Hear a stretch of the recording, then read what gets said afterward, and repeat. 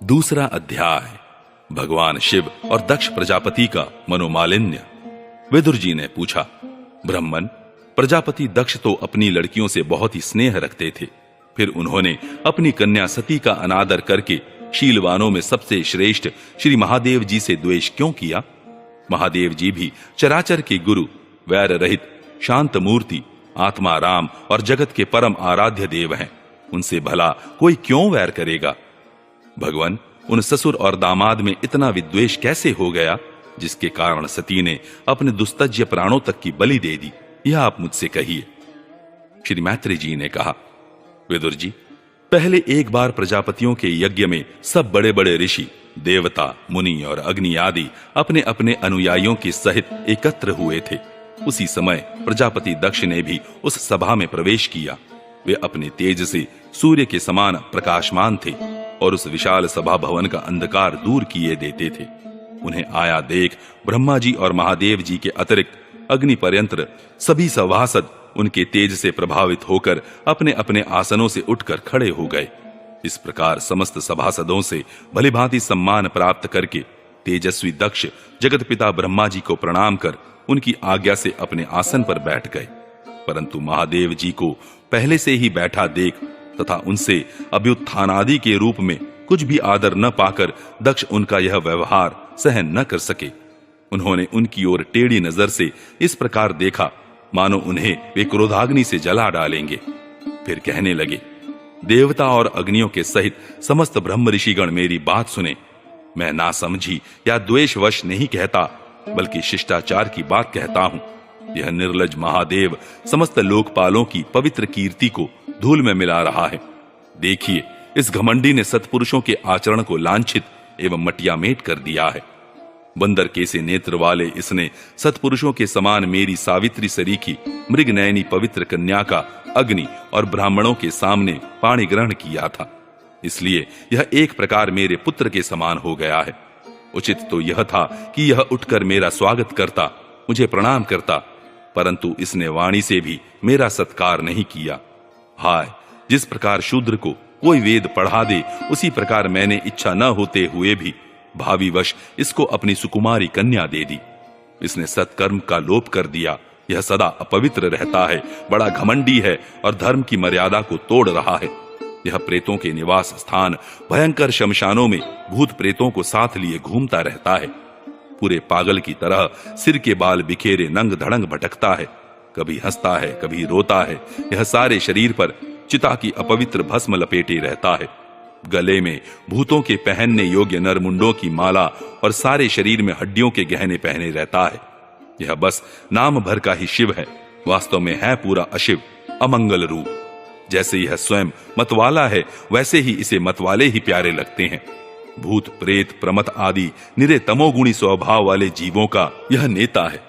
अरे, मैंने केवल ब्रह्मा जी के बहकावे में आकर ऐसे भूतों के सरदार, आचारहीन और दुष्ट स्वभाव वाले को अपनी भोली भाली बेटी ब्याह दी। श्री मैत्री जी कहते हैं, विदुर जी, दक्ष ने इस प्रकार महादेव जी को बहुत कुछ बुरा भला कहा, तथापि उन्होंने इसका कोई प्रतिकार नहीं किया। वे पूर्ववत निश्चल भाव से बैठे रहे। इससे दक्ष के क्रोध का पारा और भी ऊंचा चढ़ गया और वे जल हाथ में लेकर उन्हें शाप देने को तैयार हो गए। दक्ष ने कहा, यह महादेव देवताओं में बड़ा ही अधम है। अब से इसे इंद्र उपेंद्र आदि देवताओं के साथ यज्ञ का भाग न मिले। उपस्थित मुख्य मुख्य सभासदों ने उन्हें बहुत मना किया, परंतु उन्होंने किसी की न सुनी। महादेव जी को शाप दे ही दिया।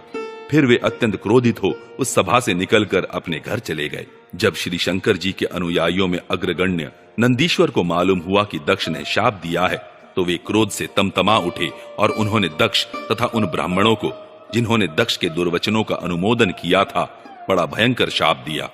वे बोले, जो इस मरण धर्मा शरीर में ही अभिमान करके किसी से भी द्रोह न करने वाले भगवान शंकर से द्वेष करता है, वह भेद बुद्धि वाला मूर्ख दक्ष तत्व ज्ञान से विमुख ही रहे।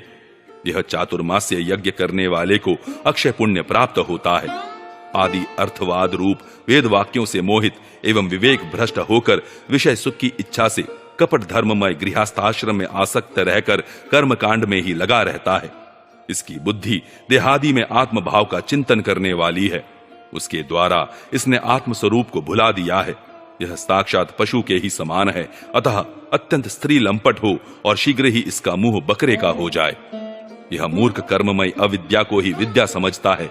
इसलिए यह और जो लोग भगवान शंकर का अपमान करने वाले इस दुष्ट के पीछे पीछे चलने वाले हैं, वे सभी जन्म मरण रूप संसार चक्र में पड़े रहें।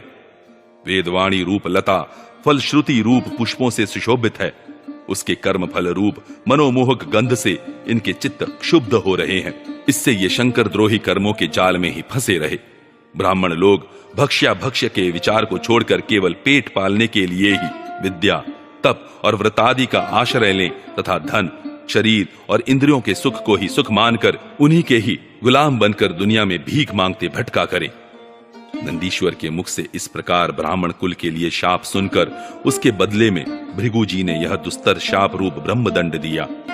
जो लोग शिव भक्त हैं तथा जो उन भक्तों के अनुयायी हैं, वे सत शास्त्रों के विरुद्ध आचरण करने वाले और पाखंडी हों। जो लोग शौचाचार विहीन, मंदबुद्धि तथा जटा, राख और हड्डियों को धारण करने वाले हैं, वे ही शैव संप्रदाय में दीक्षित हों, जिसमें सुरा और आसव ही देवताओं के समान आदरणीय है। अरे तुम लोग जो धर्म मर्यादा के संस्थापक एवं वर्णाश्रमियों के रक्षक वेद और ब्राह्मणों की निंदा करते हो, इससे मालूम होता है तुमने पाखंड का आश्रय ले रखा है।